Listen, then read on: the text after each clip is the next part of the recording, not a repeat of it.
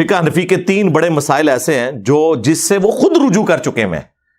Number 1، مدینے کو حرم امام حنیفہ رحمۃ اللہ علیہ نہیں مانتے تھے، فقہ حنفی والے مانتے ہیں. بخاری مسلم میں 50 سے زیادہ احادیث ہیں کہ مدینہ حرم ہے. نبی علیہ السلام نے کہا اے اللہ، ابراہیم علیہ السلام نے مکے کو حرم بنایا تھا، میں مدینے کو حرم بناتا ہوں.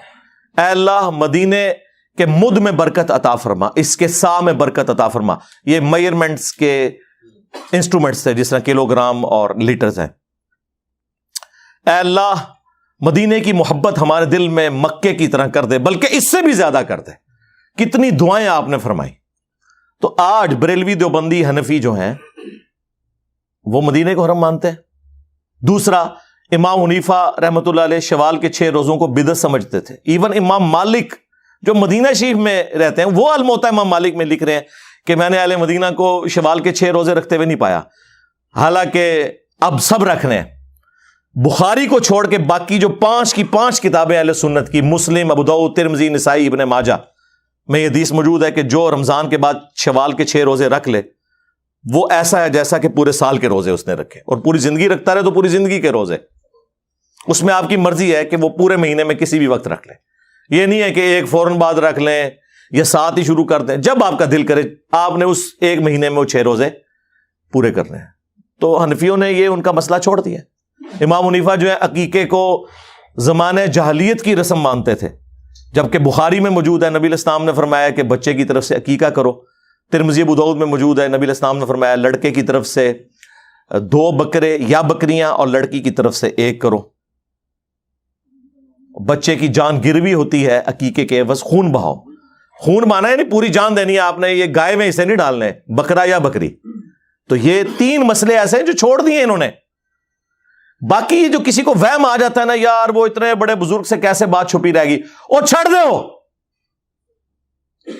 ان سے بڑے بڑے بزرگوں سے باتیں چھپی رہ گئی ہیں. بخاری مسلم دونوں میں حدیث ہے، حضرت عمر امیر المومنین ہے، ان کے دور کے اندر حضرت ابو ہریرہ رضی اللہ تعالیٰ عنہ اور حسان ابن ثابت مسجد نبوی میں بیٹھے ہوئے ہیں. حضرت حسان جو ہیں وہ انہیں نعتیہ اشعار سنا رہے ہیں.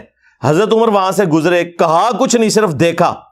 انہوں نے کہا عمر اس طرح نہ دیکھ میری طرف، تجھ سے بہتر شخص مسجد میں ہوتا تھا، میں اسے بھی نعتیہ اشعار سناتا تھا. حضرت عمر کا اتنا روب ہے، اور دیکھیں حضور کے اسٹوڈنٹس کتنے دلیر ہیں. یعنی یہ وہی ہے، یہ شاعری کوئی نہیں، ہاں یہ وہی ہے. ہاں تو حضرت عمر نے کہا کہ اپنا گواہ لے کے آؤ. انہوں نے کہا یہ ابو ہریرہ بیٹھے ہیں، ان سے پوچھے. تو حضرت ابو ہریرہ نے کہا کہ میں گواہی دیتا ہوں کہ نبی علیہ السلام نہ صرف حضرت حسان سے نعتیہ اشعار سنتے تھے بلکہ دعا فرمایا کرتے تھے، اے اللہ حسان کی مدد فرما روح قدس کے ذریعے، جس طرح تو نے عیسیٰ ابن مریم کی مدد فرمائی تھی. وہ ایدناہ بروح القدس. تو حضرت عمر وہاں سے چلے گئے. انہوں نے یہ نہیں کہا کہ علیکم بسنتی و سنت الخلفاء الراشدین المہدیین. انہیں پتا تھا کہ یہ اسی صورت میں ہے جب قرآن و سنت کے انڈر ہو، جہاں کی مجھ سے مس ہینڈلنگ ہوگی تو میں رجوع کروں گا. دوسرا اس سے یہ رزلٹ نکلا کہ بڑے سے بڑے شخص سے بھی حدیث چھپی ہو سکتی ہے. حضرت عمر سے بڑا کون تھا؟ تو اگر حضرت عمر کو حدیث نہیں پتا تھی تو امام حنیفہ کو اگر کوئی حدیث نہیں پہنچی تو اس میں کون سا مسئلہ ہے؟ اور تیسرا، حضرت ابو ہریرہ کو حجت مانتے تھے حضرت عمر، لہذا وہ جو ان کے بارے میں پروپیگنڈا ہوتا ہے کہ وہ ان کی حدیثیں قبول نہیں کرتے تھے، یہ بالکل غلط بات ہے. ویسے الگ سے اس پہ میری ویڈیو ریکارڈ ہو چکی ہے. ایک اور مثال، وہ بھی بخاری مسلم دونوں میں. حضرت ابو ہریرہ نبی علیہ السلام کی وفات کے بعد 30 سال تک یہ فتویٰ دیتے تھے کہ جس شخص کے اوپر غسل فرض ہو وہ روزہ نہیں رکھ سکتا. 30 سال میں نے کیلکولیٹ کیے، کیونکہ اس وقت مدینے کا گورنر مروان بن حکم تھا، اور مروان بن حکم حضرت معاویہ کے دور میں رضی اللہ تعالیٰ عنہ گورنر مدینہ بنا. حضرت عائشہ تک جب بات پہنچی تو انہوں نے فرمایا کہ نبی علیہ السلام تو جنبی ہوتے تھے اور فجر کا وقت داخل ہونے کے بعد غسل اتارا کرتے تھے اور روزہ رکھ لیا کرتے تھے. جب حضرت ابو ہریرہ تک یہ بات پہنچی تو انہوں نے اپنے فتوے سے رجوع کر لیا. یار اگر حضرت ابو ہریرہ جو سب سے زیادہ احادیث روایت کرنے والے ہیں ان سے کوئی حدیث چھپی رہ گئی ہے، سرکار تو آڑے بابے تے شاہی کوئی نہیں. دیکھو کیسا یونیورسل جملہ آپ کو دیا ہے. ابو ہریرہ جیسا ہے ہی کوئی نہیں, تیرا بابا تو شاید ہی کوئی نہیں. ان سے بھی تو رہ گئی نا ایک بات, اوور لک ہوگی. اس طرح کی کئی ایک مثالیں. میں نے مسئلہ 197 ریکارڈ کروا دیا ہے, جسے شوق ہے نا. مسئلہ 197, اماموں کی, 4 اماموں کی تقلید اور اماموں کی گستاخی کا الزام. بھائی اماموں کی گستاخی تو آپ لوگ کر رہے ہیں. اماموں نے کب کہا ہے کہ آپ انہیں اللہ اور اس کے محبوب صلی اللہ علیہ وآلہ وسلم کے مقابلے پہ پوجنا شروع کر دیں؟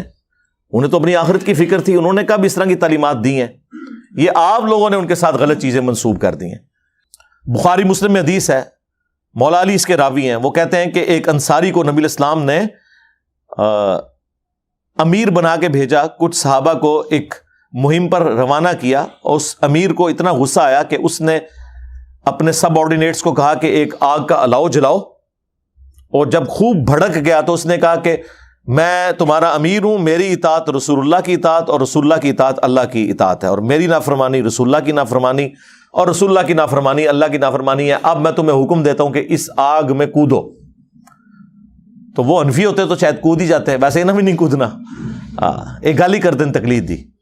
تو انہوں نے کہا کہ ہم آگ سے بچنے ہی کے لیے تو رسول اللہ کے دامن کرم میں آئے تھے, تو پھر ہمیں آگ میں پھینک رہا ہے. تو ہمارا امیر ہے لیکن تیری یہ بات نہیں مانیں گے. واپسی پہ جب نبی الاسلام کی خدمت میں یہ مقدمہ پیش ہوا تو بخاری مسلم کے الفاظ ہیں, نبی الاسلام نے فرمایا اگر تم اس آگ میں کود جاتے تو سیدھا جہنم کی آگ میں جا کے نکلتے. اللہ کی نافرمانی میں مخلوق کی اطاعت نہیں ہے.